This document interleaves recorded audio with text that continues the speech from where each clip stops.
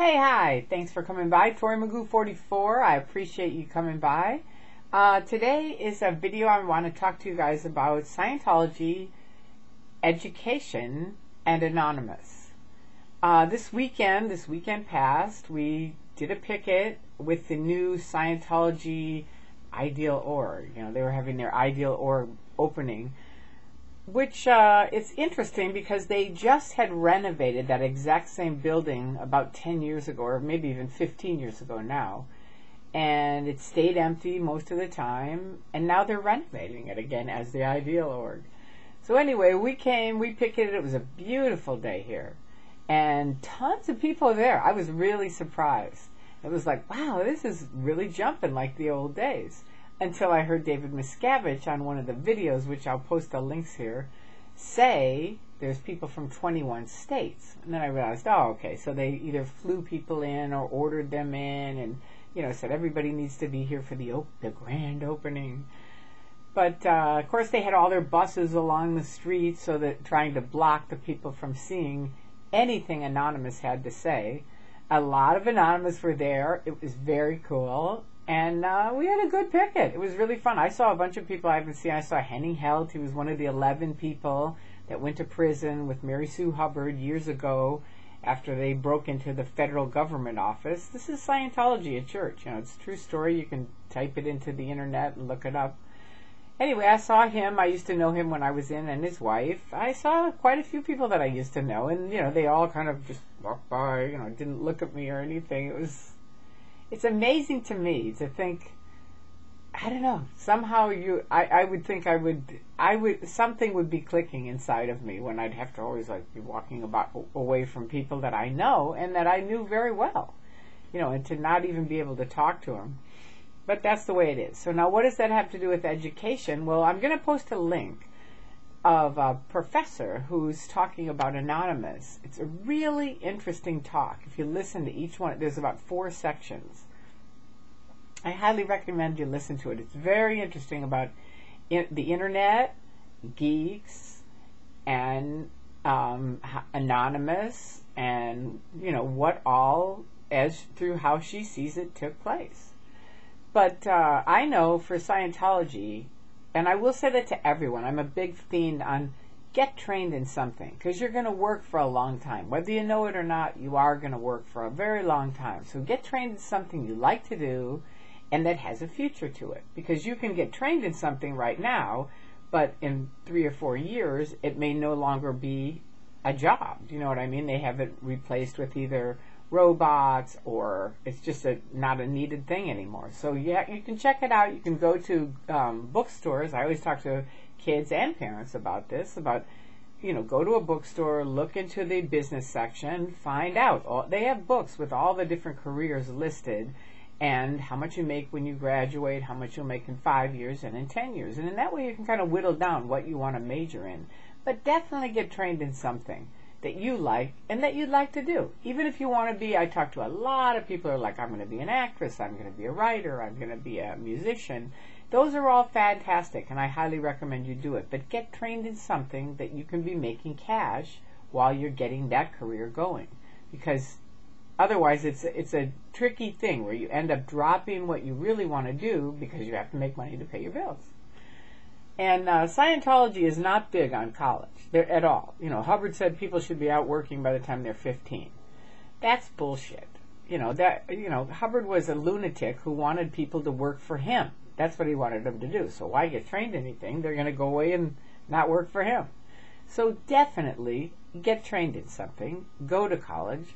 And for the Anonymous people, thank you so much for helping expose the abuses of this insidious organization. And for everybody else, the critics, ex-Scientologists, everybody. It's some fantastic stuff is happening. I love the thing with Mike Rinder where, you know, it's over on Marty's site, if you haven't read it, where a bunch of people ganged around him and were yelling at him, and he was on the phone to the BBC. So good job on that, Scientology. Once again, you know, you fought it through and showed us who you really are. They're very good at that. They've done some great work at showing the world who they really are. Unfortunately, they're the only ones who don't really realize how out of touch they are with the rest of the world.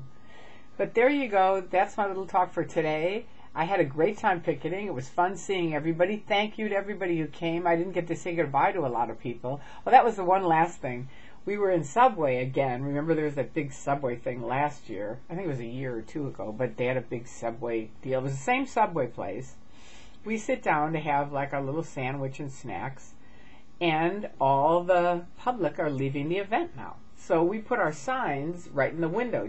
We had to put them somewhere, so we set them down at the other side of the table, but they happened to be in the window. But we put them upside down so that they weren't like, we're not picketing, right? And people are coming by, and this guy's trying to like block it, right? He's holding his coat this way and that way, and so finally the lady who owns the Subway comes over and says, you can't have your signs in the window. And I said, you know what? I mean, first of all, Lynn said something to her and about how, you know, it's free speech, da-da-da-da, and she got a little bit upset, and I said, look, here's the thing. We're eating here in your restaurant. You're right, if we stayed for 5 hours with our sign in your window, I would agree. You could say we have to leave with our sign, or at least move the sign. But we're eating, and we put our signs there while we're eating. And this is not only our country, but it is your country. And you need to stand up for free speech, too. Because Scientology, you could tell, came in, worked her over, tell them to move those signs, they're upsetting our members. Okay, then tell your members to go around the block. That isn't up to her to make her people that are eating in her restaurant stop their free speech. If Scientology is going to continue, as they usually do, to make people stop their free speech, however they want to, that's up to you to do, Scientology. Don't start working the neighbors or the business people, telling them they have to stop their free speech, because they don't. And we are going to be there, letting them know they have every right to stand up for freedom, which she did. So there you go. So it was very good. Oh, and the last thing is that I met, what's his face, the sheriff was there glad-handing everybody from Scientology. So as he came across the street to get to his car, I went over to talk to him. And I'm not going to say everything I said, because I know Scientology is going to call him up and work him over or send him emails or whatever. But Lee Baca, I went up to him and I said, look, I know you represent them, but you also represent me and these other people over here who are picketing. We live in this area. And he kind of gave me this real, like, well, I'm glad you're a member or something like that. I said, no, I'm not a member. And I looked at him, I said, look at me. I said, are you married? And he said, yes, that's my wife. And I said, okay, well, I, just from changing my mind and leaving Scientology, lost all of my friends of 30 years and my husband of 27 years. Do you think that's okay? And he said, no, that's not right. I said, exactly. And then I looked at his wife and I said, how would you like it if just because you changed your mind you could never talk to Lee again? And she said, that's not good. And I said, exactly.